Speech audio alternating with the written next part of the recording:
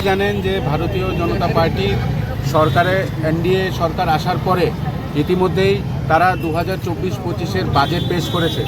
এই বাজেট মানুষের কল্যাণ বিরোধী বাজেট।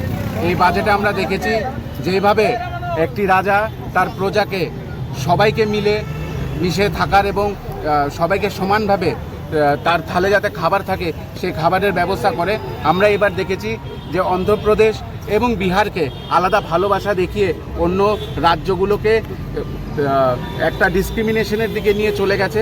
আমরা দেখেছি যে 26,000 কোটি টাকা খালি বিহারকে দেওয়া হয়েছে এবং 15,000 কোটি টাকা অন্ধ্রপ্রদেশকে দেওয়া হয়েছে।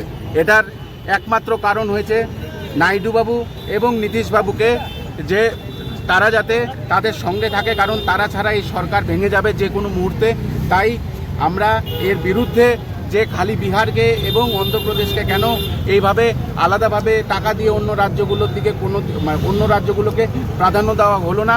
এবং এই বাজেট কিষাণ বিরোধী, এই বাজেট যুব বিরোধী, এই বাজেট সাধারণ মিডল ক্লাস মানুষ বিরোধী।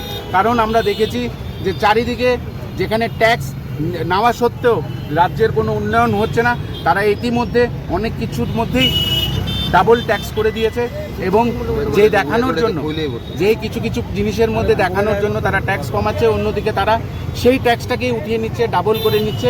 তার বিরুদ্ধে আজকে ত্রিপুরা প্রদেশ যুব কংগ্রেস, NSUI এবং মহিলা কংগ্রেস এবং সকল শাখা সংগঠন এই প্রতিবাদে আমরা আজকে বাজেট বিরোধ প্রতিবাদে আজকে রাস্তায় নেমেছি।